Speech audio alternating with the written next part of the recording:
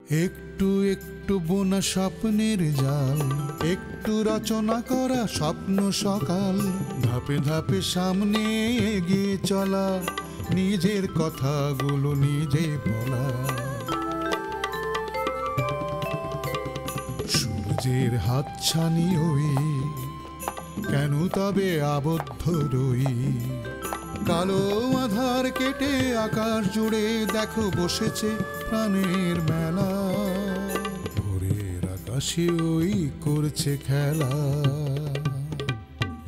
সোনালি মেঘের ভেলা। সোনা যদি খাঁটি হয় তাহলে নর্দমায় পড়ে থাকলেও কোনো ক্ষতি নেই, কিন্তু সোনা যদি ভেজাল হয় তাহলে তা দিয়ে মাথার তাজ বানিয়ে রাখলে কোনো লাভ হয় না। আপনাকে না দিলাম? স্যার জি দিয়েছিলেন, আমিও তো স্যার আপনার সামনেই রাখলাম। এখন স্যার কোথাওই পাচ্ছি না। যত সব ইরেসপন্সিবল লোক এসে জুটেছে অফিসে, একটা কাজ বুঝে না, একটা দায়িত্ব জ্ঞান নেই, একটা ফাইল দিলে রাখতে পারে না, হারিয়ে ফেলে। মানে এদের সাথে আমার কাজ করতে হচ্ছে। স্যার আপনি বলেন, মাথা ঠিক থাকে আমার? কোথাও পাচ্ছিলাম না তো, আপনি যদি ভুল করে স্যার এখানে। দেখুন শ্রাবণী, আপনি আপনার এই সন্দেহ বাতিকটা দূর করেন, তা নাহলে কিন্তু আপনি চাকরি করতে পারবেন না। এই বিজনেস যদি আমি দাঁড় করাতে না পারি, আমি নিজে যদি দাঁড়াতে না পারি, আমি তো প্রতিশোধ নিতে পারবো না। But I want to take revenge. ওই খোকা ভাইকে আমি দেখে দিতে চাই। I just want revenge.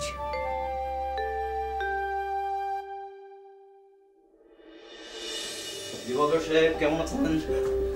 Sir আপনি এসেছেন? স্যার স্যার আপনি ছিলেন না, অফিসটা কেমন খাকা করছিল। হ্যাঁ সবাই এসেছে। জি স্যার। স্যার আপনি আসবেন শুনে আমি chair, table, file, computer, telephone সব গুছিয়ে রেখেছি। স্যার প্লিজ বসেন। ভালো করেছেন। স্যার আপনি আজকে এসেছেন, আমি আমি অনেক খুশি স্যার। তাই নাকি? তো আমার সাথে আপনি এত খুশি কেন? আপনি তো আমার সাথে কাজ করেন না, আপনি কাজ করেন সাব্বির সাহেবের সাথে। স্যার সেই কাজ তো ডিউটি, তার সাথে তো মনের কথা প্রাণের কথা শেয়ার করা যায় না। স্যার আমার পেটে অনেক কথা জমা পড়ে আছে, আমি অপেক্ষা করছিলাম, দিন গুনছিলাম কবে আপনি আসবেন আর আপনার কাছে পেটের সব কথা উজাড় করে দেব। তাই নাকি? তা শুনি কি এত কথা আপনার পেটের ভিতর জমা হয়ে আছে? বলছি স্যার।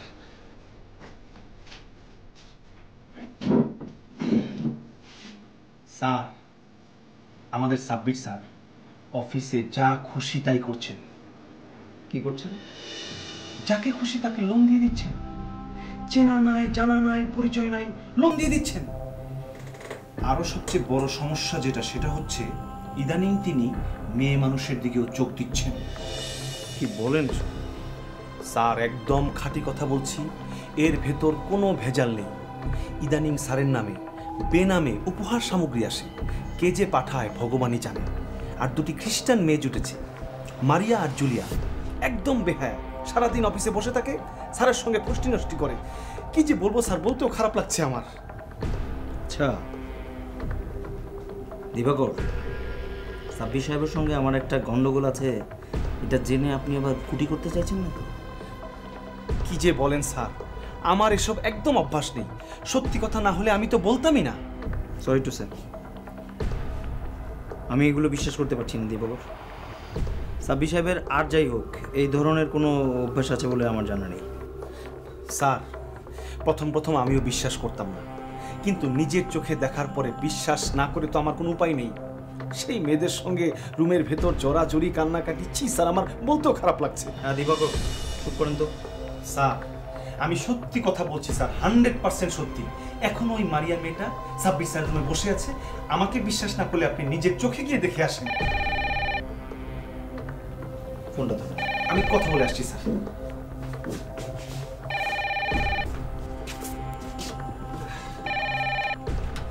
গুড মর্নিং দিবাকর, মারিয়া অ্যাঞ্জেলের লোন প্রপোজালের ফাইলটা নিয়ে আসেন। জি স্যার, এখনই আনছি স্যার। স্যার বলতে না বলতেই সাব্বির স্যারের ফোন। ওই মেয়ের কোনো ইন্ডাস্ট্রি নাই, ব্যবসা নাই, বাণিজ্য নাই, ওই মেয়েকে কোটি টাকা লোন দিয়ে দিচ্ছে। স্যার আপনি সিদ্ধান্ত নেন, আপনি কি করবেন?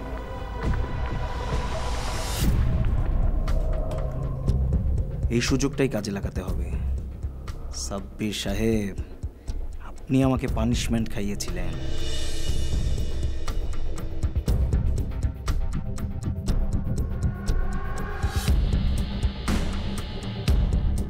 সো আফজাল সাহেব, আপনি বলতে চাচ্ছেন আপনি ফাইলটা গতকাল শ্রাবণীকে দিয়েছেন? জি স্যার, শুধু দেইনি, তাকে আমি নিজ হাতে বুঝিয়ে দিয়ে বলেছিলাম ফাইলটা খুব ইম্পর্ট্যান্ট, সাবধানে রাখবেন, আমি ছাড়া অন্য কাউকে দেবেন না। শ্রাবণী, আফজাল সাহেব যেটা বলছেন সেটা কি ঠিক? জি ঠিক। That means it's your fault.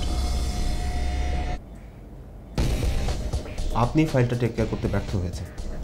আমি তো আফজাল স্যারের সামনেই ফাইলটা সেলফে রাখলাম, আফজাল স্যারকে বলেও রাখলাম যাতে আমি না থাকলেও ফাইলটা খুঁজে পেতে কোনো রকম ঝামেলা না হয়।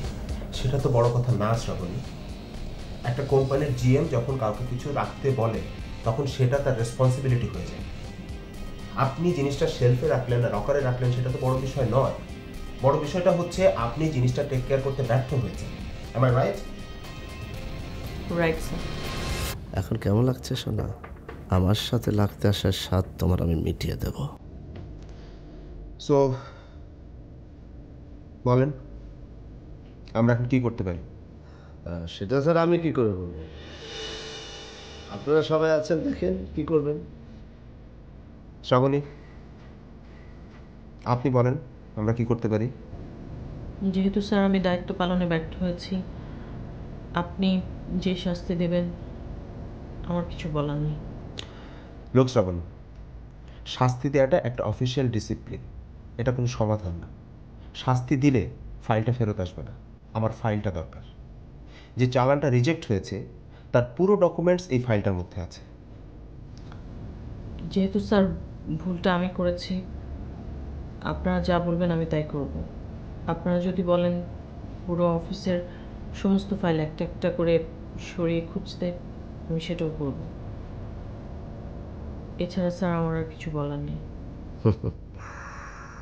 আমি তোমাকে তাই করিয়ে নেব, পুরো অফিস আমি তোমাকে দিয়ে খুঁজিয়ে নেব, এটাই তোমার শাস্তি।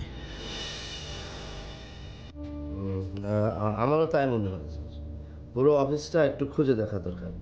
অফিসে এত কিছু, হয়তো ফাইলটা কোথাও ঢুকে আছে। আপনি বলতে চাচ্ছেন ফাইলটা হেঁটে এর মধ্যে ঢুকে গেল? এটা আপনি কি বলছেন আফজাল সাহেব?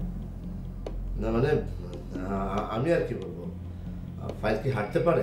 রাইট, তার মানে ফাইলটা নিজে নিজে কোথাও লুকিয়ে যায়নি, কেউ সেটা লুকিয়েছে। এখন প্রশ্ন হচ্ছে কে ফাইলটা লুকালো? উত্তরটাও খুবই সহজ, যার দরকার সেই,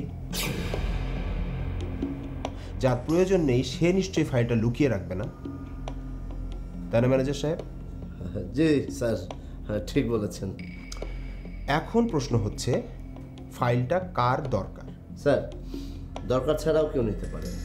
ধরুন আপনার সাথে আমার শত্রুতা, আপনাকে ফাঁসানোর জন্য আমি হয়তো ফাইলটা গায়েব করে দিলাম, আপনি ফেঁসে গেলেন, এরকম অনেক কিছু হতে পারে। রাইট, আপনি অভিজ্ঞ মানুষ, সুতরাং কেউ না কেউ কোনো না কোনো উদ্দেশ্যে ফাইলটা সরিয়েছে,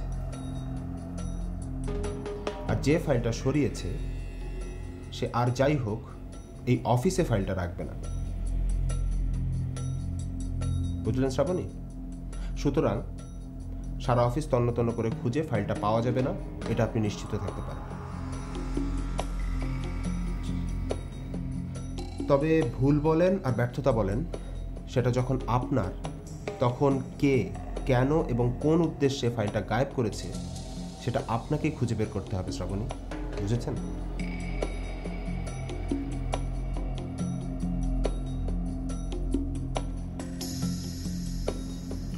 এখন যান ফাইল রহস্যের সমাধান করেন। জিএম সাহেব আপনি যান, কাজ করুন, আপনাকে এটা নিয়ে ভাবতে হবে না।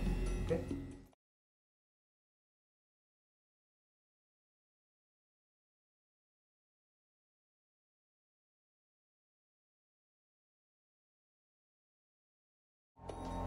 স্যার ফাইল এনেছি। এই একটা ফাইল আনতে এত সময় লাগে? আমাদেরকে চা দিতে বলো। Thank you. জি স্যার। মারিয়া, আমি তোমার ফাইলের উপরে কিছু মার্কিং করছি। আই থিঙ্ক কারেকশনগুলো করা দরকার। প্রথমত আমি তোমার জন্য 5 কোটি টাকা লোনের সুপারিশ করেছি। আমার মনে হয় এটা দিয়ে স্টার্ট করার জন্য যথেষ্ট হবে।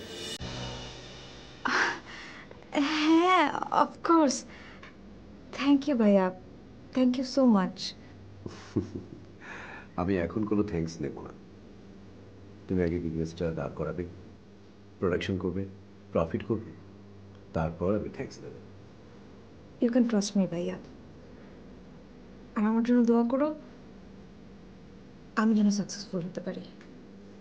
মারিয়া, তোমাকে আমি ট্রাস্ট করেছি বলেই নিজে এত বড় রিস্ক নিয়ে লোনের অ্যারেঞ্জ করছি। তবে একটা কথা মাথায় রেখো, তোমাকে যে এত বড় অ্যামাউন্টের একটা লোন আমরা দিচ্ছি সেটা কিন্তু খুব বেশি দিন গোপন থাকবে না। কোনো না কোনোভাবে খোকা ভাইয়ের কানে কথাটা যাবে এবং এটা শুনেই সে ছুরি হাতে হয়তো ছুটে আসবে। তখন কিভাবে সামলাবে ভেবেছ? সামলাবো ভাইয়া, এবার খোকা ভাইকে আমি ঠিকই সামলে নেব। তার সাথে আমার নিজেরও কিছু বোঝাপড়া আছে। A to Z পাট কাছ থেকে আমি বুঝে নিতে চাই। কিন্তু তার ওয়েটা কি? সেটা আমি এখন তোমাকে বলবো না ভাইয়া, কিন্তু জানো, তোমাকে পাশে পেয়ে না আমার ভয়টা কেটে গেছে।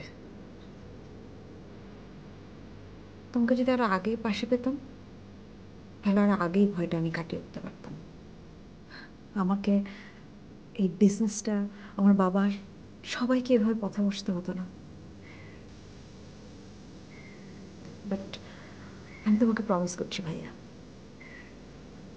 খোকা ভাইকে আমি দেখে নেব। I will see him and I will give him a good lesson.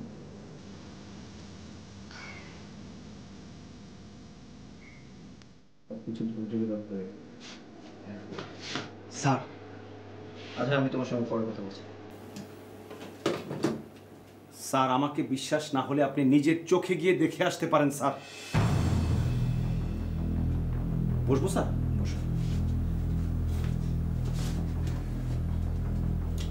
দিবাকর, আমি কোনোভাবেই হিসাব মেলাতে পারছি না। সাব হিসাবে তো এই দোষ ছিল না। স্যার, পুরুষ মানুষ দোষ দেখা দিতে কতক্ষণ? মারিয়া আর জুলিয়ার মতো দুটা ইয়াং সুন্দরী মেয়ে যদি আশপাশে ঘুরপাক খায়, দোষ দেখা দিতে কতক্ষণ স্যার? মাথা কি ঠিক থাকে?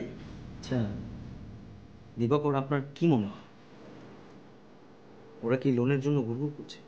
অবশ্যই স্যার, না হলে আপনি বলুন স্যার, দুটা ইয়াং মেয়ে সাব্বির স্যারের মতো বুড়ো মানুষের পিছে কেন ঘুরঘুর করবে? প্রথমে তো 50 কোটি টাকা লোন চেয়েছিল, স্যার দেয় নাই।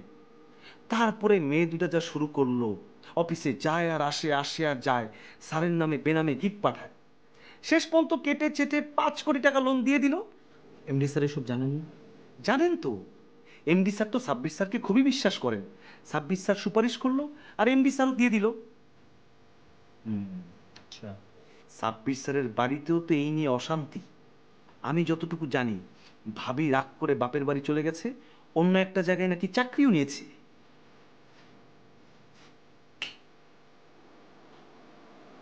দারুণ খবর। আচ্ছা দিবাকর। জি স্যার। একটু কাছে আসে। জি স্যার। আপনি এখন থেকে যত খবর পাবেন আমাকে আপডেট দিয়ে যাবেন। স্যার, এটা আমাকে আপনার বলতে হয়? আমি তো যা জানি সবই আপনাকে বললাম, আর আপনাকে না বলা পর্যন্ত তো আমি শান্তি পাই না। আমি স্যার যখন যা খবর পাবো সব আপনাকে বলবো।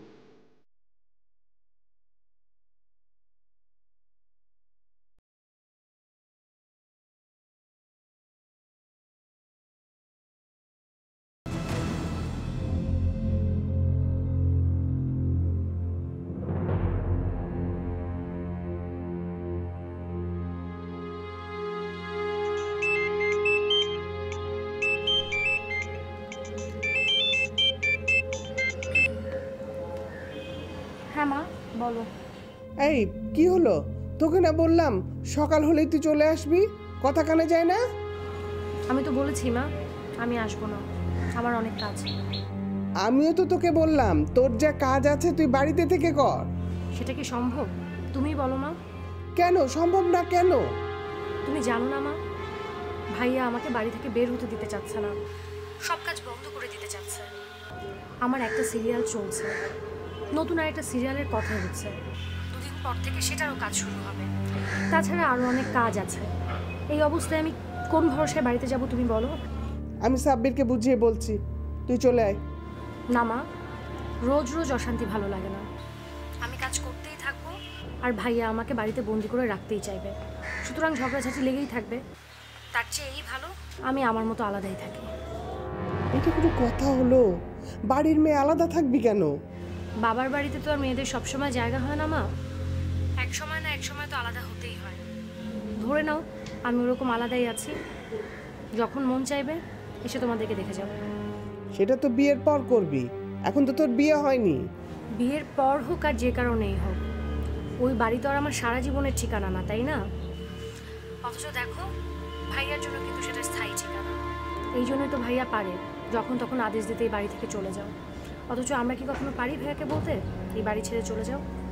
তোদের সাথে কথাই পারা যায় না, এত কথার মারপ্যাচ শিখেছিস তোরা। কথার মারপ্যাচ না মা, এটাই এখন আমার উপলব্ধি। এই উপলব্ধি তোমারও হতে পারতো, কিন্তু যেহেতু তুমি নিজের পায়ে কখনো দাঁড়ানোর কথা ভাবোনি, আর্থিক সঙ্গতিও ছিল না, তাই মুখ বুঝে সব সহ্য করে গেছো। কিন্তু এখন সময় পাল্টেছে মা, এখন যে কোনো মেয়েই নিজের একটা আলাদা পরিচয় চায়, বাবারও না হাজব্যান্ডেরও না। আচ্ছা মা, তুমি নিজে চিন্তা করে বলো তো, তোমার কি কোনো পরিচয় আছে? আর পরিচয়, সংসারে দাস দাসী যা আমিও তাই। বিয়ে হয়ে যখন এ বাড়িতে আসি আমার শাশুড়ি বলেছিলেন, বৌমা লাল কাপড় পরে এ বাড়িতে ঢুকলে একেবারে সাদা কাপড় পরে বের হয়েও। সাদা কাপড় পরার অপেক্ষায় এখন বসে আছি।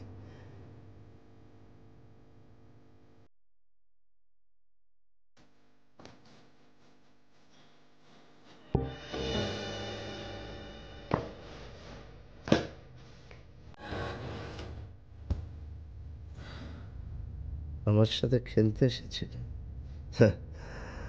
বলেছিলাম না ফাইনাল খেলাটা আমি খেলবো। শুরু হলো ঢং, এখন কত রকম ঢং দেখাবে।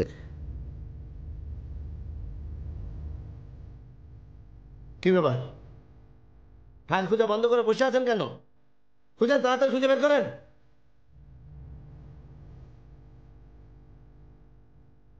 কি হলো, কথা আপনার কানে যাচ্ছে না? পারলে খুঁজে বের করেন। স্যার আমার অনেক খারাপ লাগছে, আমি একটু পরে খুঁজছি। পরে খুঁজলে তো হবে না, আপনি তো দেখলেন যে ফাইলটা নিয়ে অফিসে কি তুলকালাম কাণ্ড ঘটে গেল। আপনি তার গুরুত্বই দিচ্ছেন না। খুঁজেন, তাড়াতাড়ি খুঁজেন।